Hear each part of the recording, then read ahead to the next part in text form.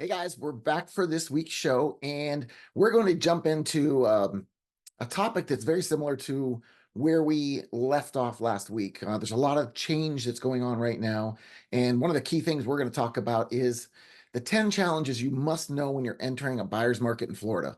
There's a lot of different things to consider, and you really need to reach out to the right people to get connected to get this information properly. And the first thing on the list is high demand and waterfront properties. That is an absolute truth.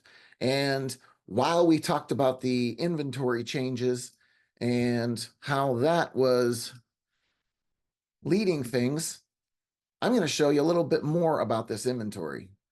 So this is just an idea of some of the properties that are available that are Gulf access properties. There's actually 740 of them right now in the Cape Coral area.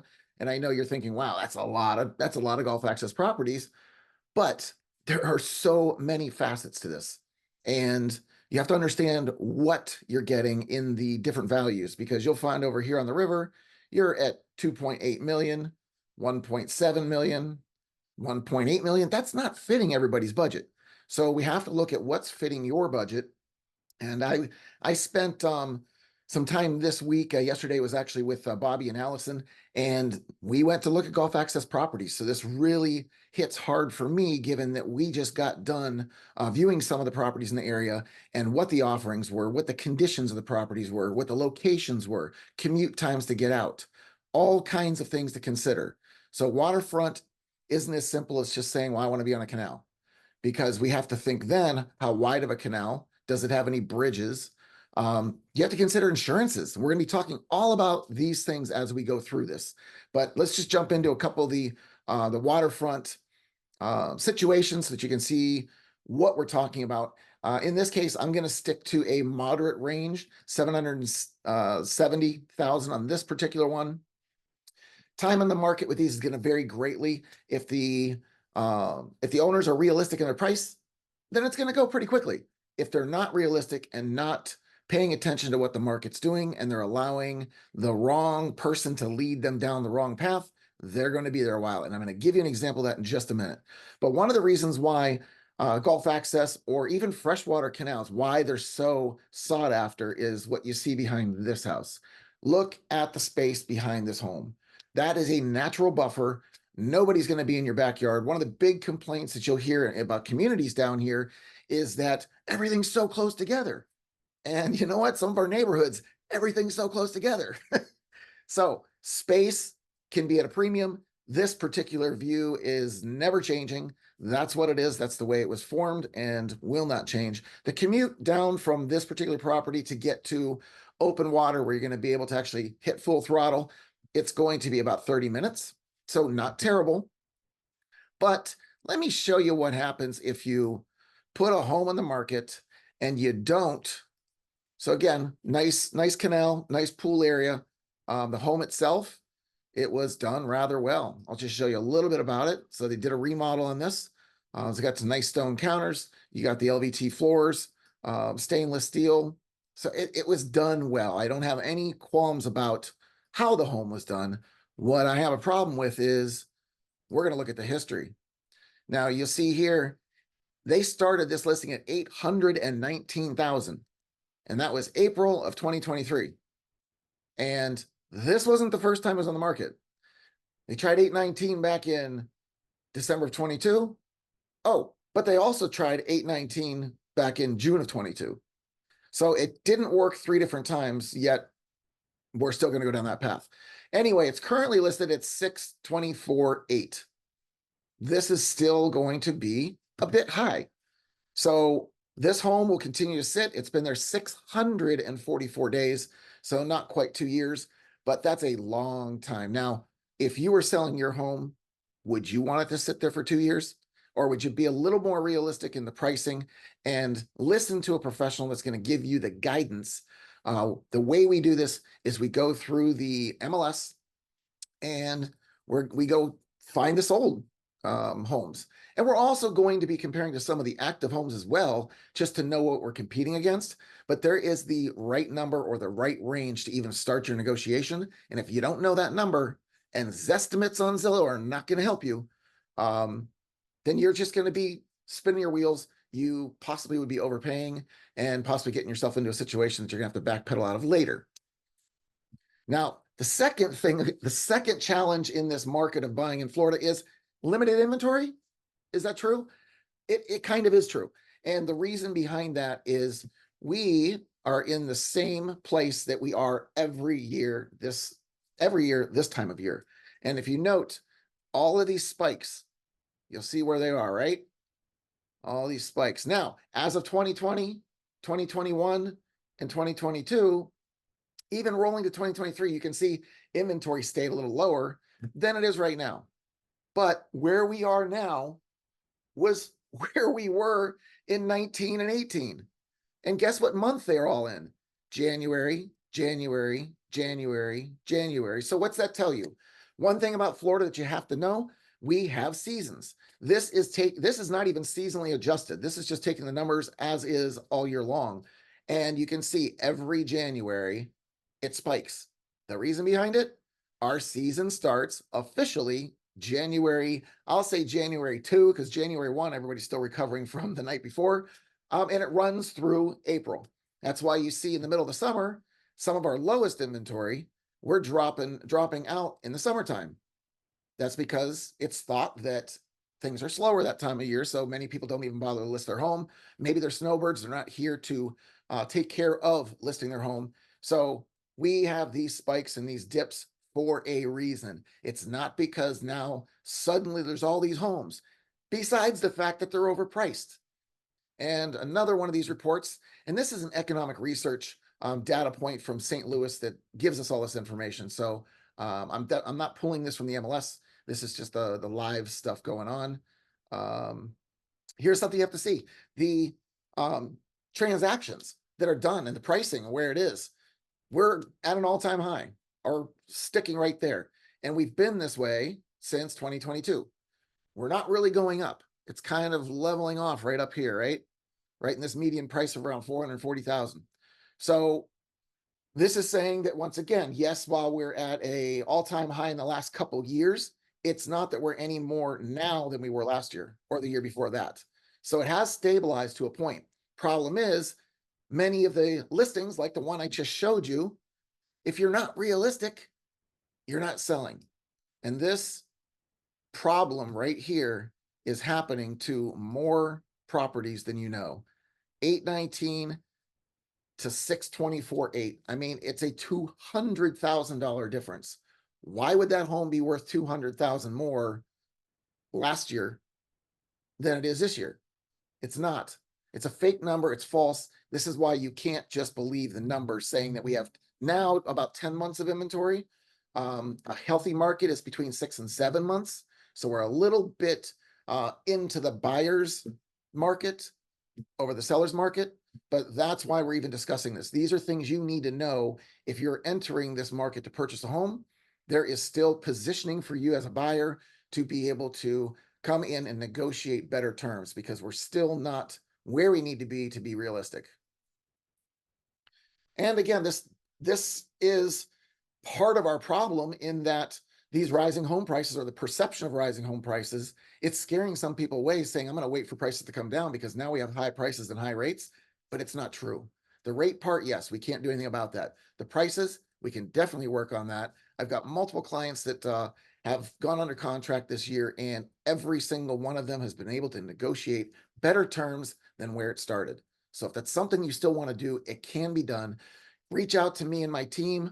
Again, we have the Florida Home app, and we have a website that you can get on to do some searching. And again, call, text, and email. It always works. Somebody will reach out and speak to you, and we'll probably do a Zoom call with you. We want to get really personal and be able to share all the information we have for you and show you things like this on the screen while we're doing it. All right, so number 4, insurance costs. Insurance has so many variables. We just looked at a few of them. Hey, waterfront, right? A waterfront home is going to have higher insurance. If you've got a pool, higher insurance. Is it an older home? Hey, guess what? Higher insurance. If you don't have all the code changes that have been done over the years, higher insurance.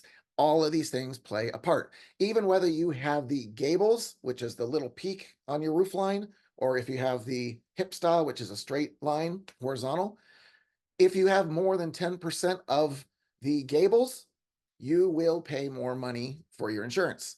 It's just a fact. Outside of that, we have to look at credit scores. That still plays a part in a lot of things, believe it or not. And these insurances, one thing I will say about it is Melissa was in the process of buying a home or is in the process with Andy. The two of them are getting their golf access home. And when Melissa started calling around for insurance, she was quoted $10,000 for an annual policy. That was just not happening. She was not happy with that at all. So she kept making calls, and lo and behold, she walked right into a $4,000 a year rate. That's what it is. So don't think that everybody is paying these astronomical numbers.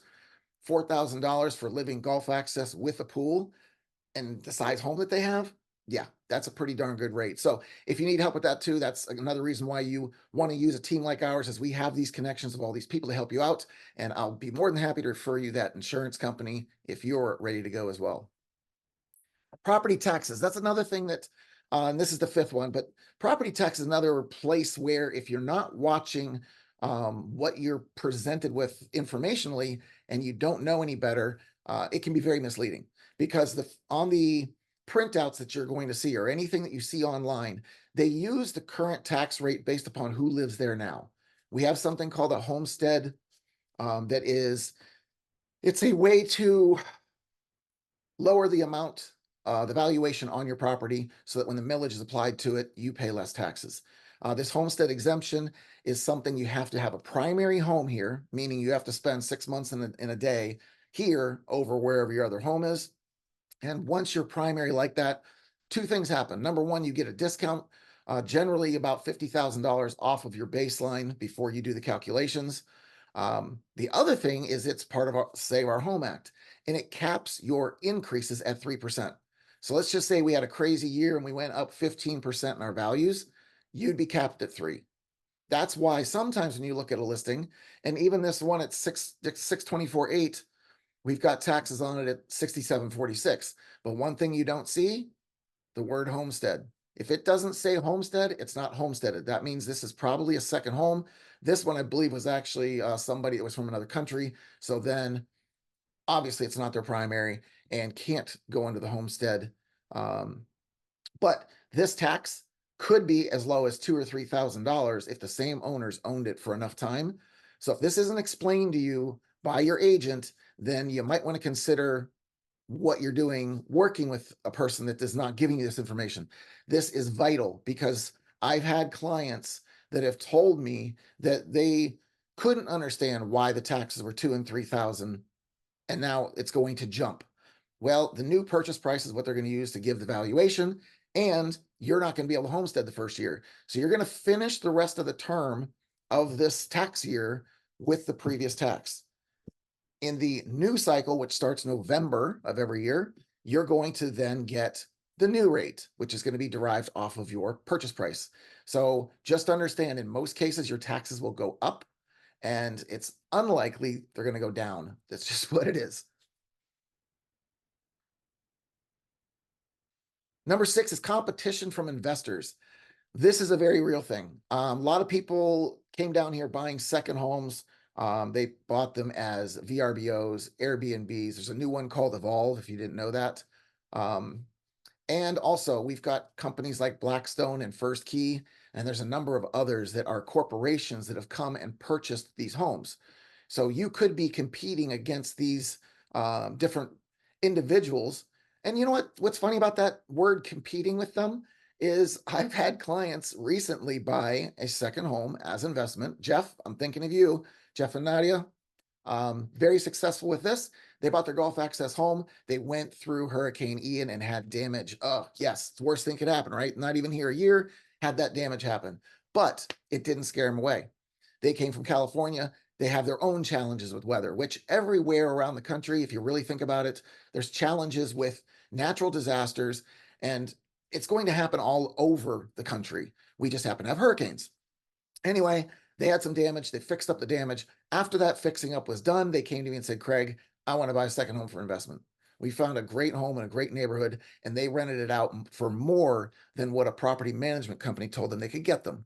So Jeff did that on his own. Jeff, congratulations. That was a stealthy move there, but it works out, people. So if you are somebody that does want to invest in property in Florida so that you have a second home for your family, for your relatives, whatever it is, it's still not a bad thing to do. You can still do Airbnb, VRBO. It's like anything else. Negotiate a rate that works and you'll keep it rented out. But you want to have certain things behind an investment home. One of the key things is a pool. Most people that come here want a pool. If it's on a canal, that's going to bump you up a little further. The top properties are going to be homes that are generally 3+ a den or 4-bedroom, about 1,800 plus square feet with that pool on some kind of water. Golf access would be preferred because then people can tool around in a boat. But you know what? A lot of our freshwater canals connect to different basins, so you can still use it the same way.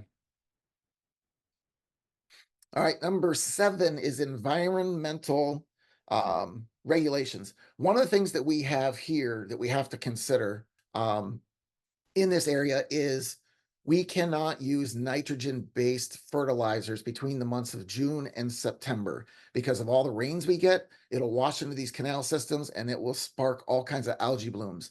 That's why we have this blue-green algae issue whenever Lake Okeechobee has its release and we have all that crap come down the river and then it gets into our canal systems. Now, they started putting bubbler screens up so that it wouldn't affect the canals the same way and we wouldn't get the growth. These bubbler screens, they basically are a tube underneath the water that shoots bubbles up and keeps the water moving so that it won't allow this algae to get into the canal system.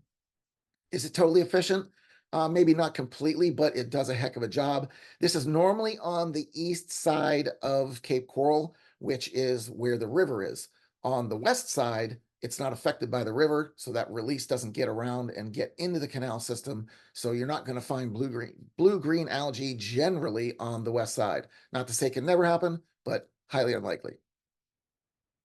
Some of the other environmental things that we got going on here. I talked to some folks up in Canada this week, some builders up there, and one of the things that we ran across was the conversation of owls, burrowing owls. Yes, little owls, about that big, and they live in the ground. I don't know why, but they do. And you'll find little stakes. There's usually 4 stakes in a square around wherever their hole is. A stake across will be there for them to stand on. You'll see them jump on top of this, but they're going to live in the ground. If there's one on the land and it's your land, you want to build on it, you have to pay to relocate these owls. They'll normally keep them on the same site, just push them to a back corner so it's not affected by the construction. We also have gopher tortoises and we have scrub jays. So there's different things, different animals that are living on these lots and in these areas of vegetation that we have to consider because it can cost us money and delay our processes if we're not aware of them. Also, if you're looking at building on a Gulf access canal and you have a mangrove, I don't care if it's a little stick like this, if it's recognized as a piece of a mangrove, you are now going to have it go through a study to remove the thing. You have to then buy credits to have it placed somewhere else. And you cannot build anything unless all the mangroves are removed from that property. So if you know there's a ton of them, it's going to either cost you a ton of money or you might have to look for another site.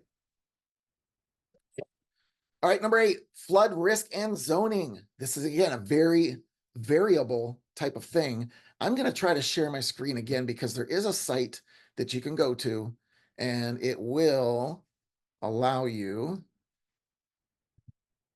to see this stuff. So FEMA, all right, my map hasn't refreshed fast enough, but this map will give coloration and it'll give clear dividing lines. I did find out from my lender, Brian, thank you for the information. This came from him, and Brian also explained something to me. Some communities in some areas have a special regulation that was put in place that kind of removes them from having to have the flood insurance, even if a portion of the property shows that it should. And it's something that you're kind of grandfathered into. Once it's in place, you stay there with it. I'll get the verbiage about it. I don't have the terms in my brain at this time. So just know that we can dig further and find out if it appears that it's in a flood zone. We can still dig further and potentially find out that you're not going to be affected by it and will not have to pay the extra flood insurance. But flood risk it's something that's real here. Obviously, we found that out with Hurricane Ian. We've been warned for numerous storms over the years, and it's never happened. The storm surge just never came. This was one of those perfect storms. I mean, this is one of those once in a lifetime storms, and I hope that's it. Let's knock on some wood.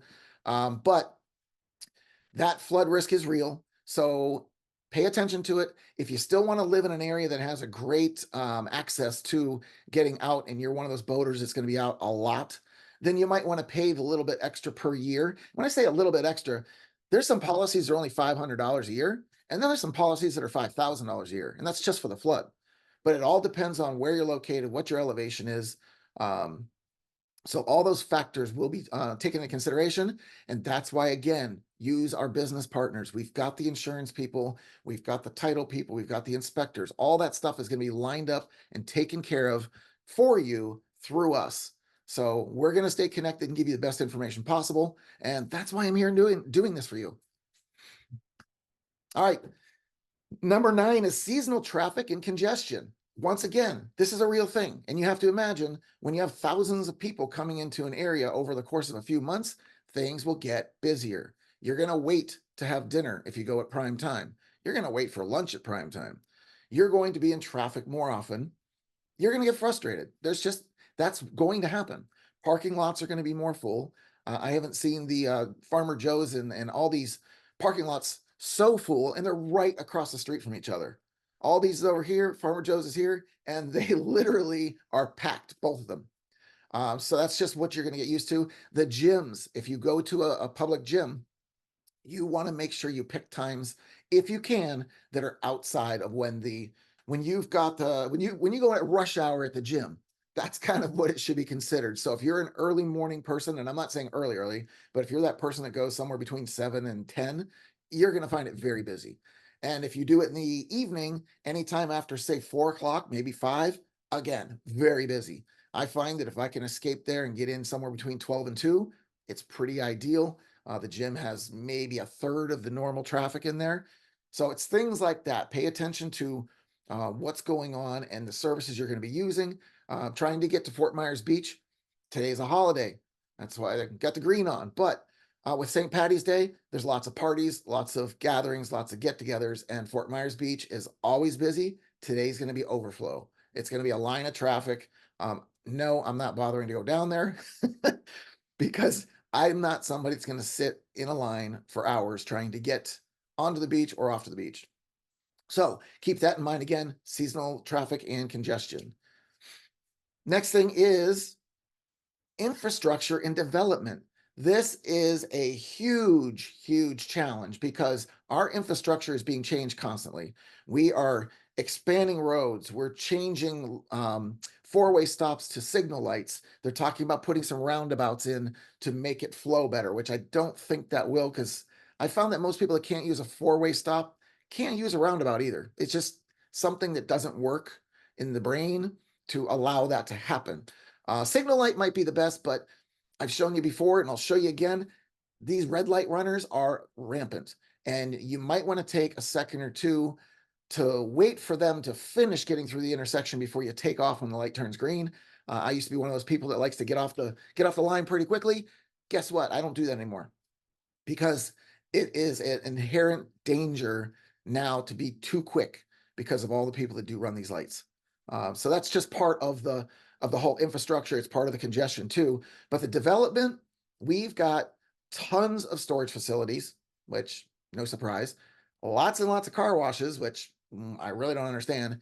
And on top of that, tons of new apartment buildings. They are popping up everywhere. Many of them are all stick built too, which again doesn't make a lot of sense. However, it's being done. They're called luxury apartments. No, you can't buy them. There are no condos being built right now. It's all these luxury apartments, and they're all for rent. Corporations own them. They make all the money.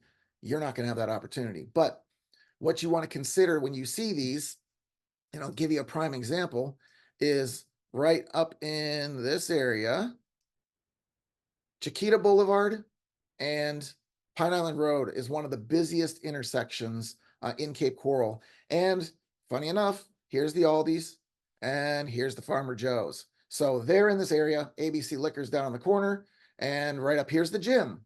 So lots of stuff can be found in the one area, but this large section of land, you can see it's owned by an LLC.